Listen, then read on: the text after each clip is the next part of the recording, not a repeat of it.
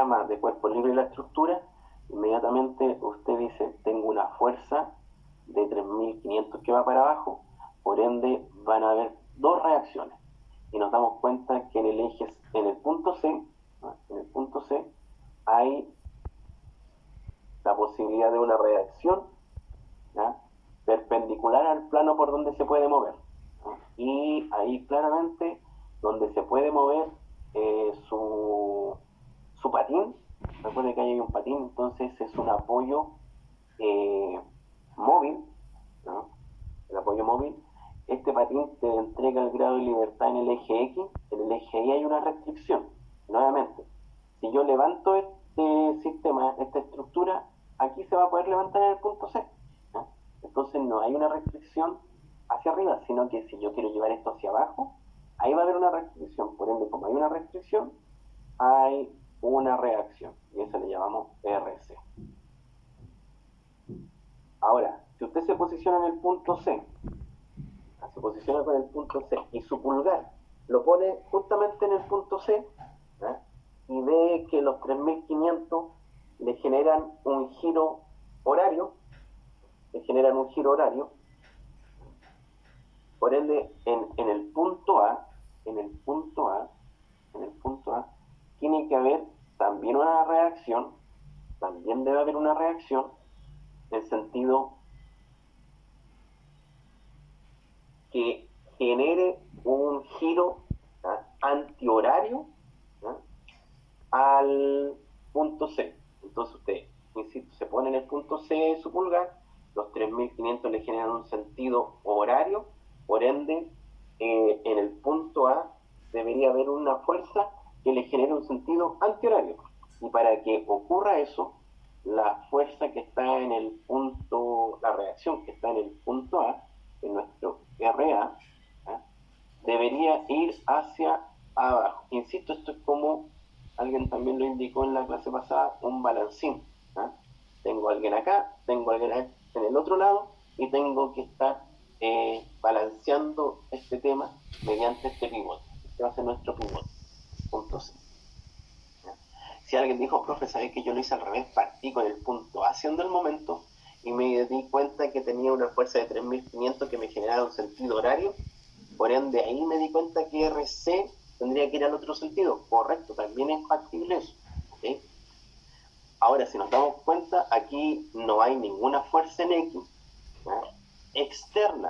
Aquí no hay fuerza externa en X, por ende la sumatoria de fuerza en X no es necesario realizarlo. Y es más, con dos ecuaciones, que sería una sumatoria en el punto A o en el punto C, ahí usted vea, una sumatoria de fuerzas y esto ya estaría listo, ¿no?, estaría resuelto.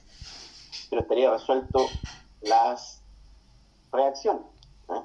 Luego nos vamos al nodo tras nodo, ¿no? Por ejemplo, alguien dice, profe, yo me voy a ir al nodo A, y ahí tiene una fuerza que va para abajo, que es RA, que ya lo va a tener calculado, tiene un elemento AC y tiene un eslabón AB. Profesor, AC va a ser 0, porque usted dijo que no había fuerza en X, ¿no? Totalmente lo contrario. Estoy indicando que no hay fuerzas externas actuando en X, pero fuerzas internas sí pueden haber fuerza interna en X, ¿no?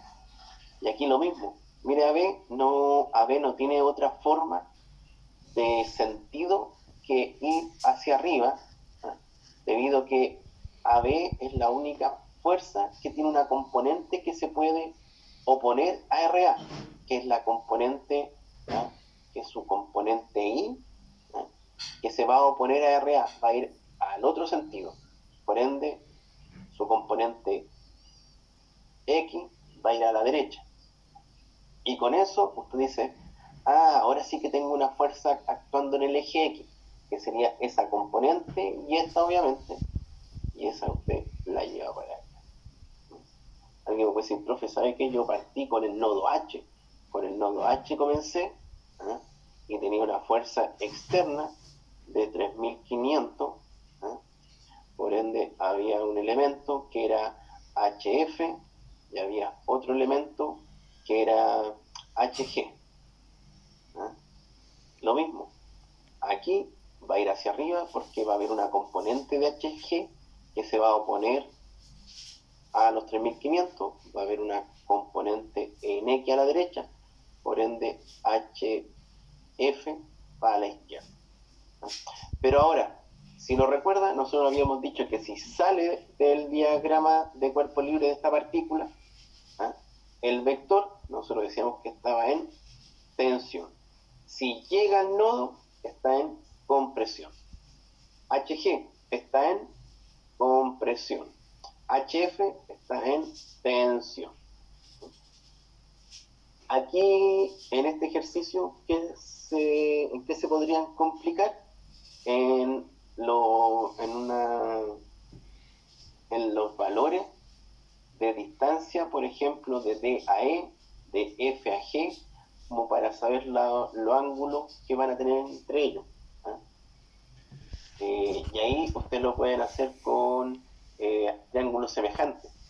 Ustedes dan una razón. Dicen 2,3 más 2,3 más 2,3, que es la suma de todo esto. Además puedo decir que la distancia de B a H es a B a C como D a H va a ser de D a E. Ahí usted tiene una razón. ¿Qué conoce de acá? Conoce la distancia.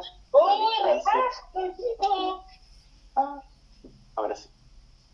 ¿Ya? Conocemos la distancia de B a H. ¿Cuál es la distancia de BH? 2,3 más 2,3 más 2,3, o sea, 6,9. ¿Cuál es la distancia de BC? 3,5. Ya, entonces conozco esa. ¿Conoce DH? Sí, DH es 2,3 más 2,3. Perfecto, también lo conozco. ¿Y DE lo conoce? No, esa no se conoce. No conocemos DE. Y ahí, ¿qué tengo? Una incógnita y las otras tres las conozco, o sea, es despejar. Despeja ahí DE y tiene esa distancia, de D a E. ¿Cómo lo hace para F? Sigue el mismo procedimiento. Sigue el mismo procedimiento. F a H, distancia conocida, y con eso usted va a tener la distancia no conocida FG. Esa es de trigonometría de triángulos semejantes. Ahí lo puede resolver, porque va a necesitar algún ángulo en algún momento, sobre todo los ángulos acá, por ejemplo, que se genera aquí. De esa forma usted lo podría obtener, porque conoce esta distancia y ahora con lo que le expliqué yo va a conocer esa distancia y va a poder conocer este ángulo. Lo mismo que ese ángulo es más sencillo, y así usted podría resolver ese ejercicio. Y para el último ejercicio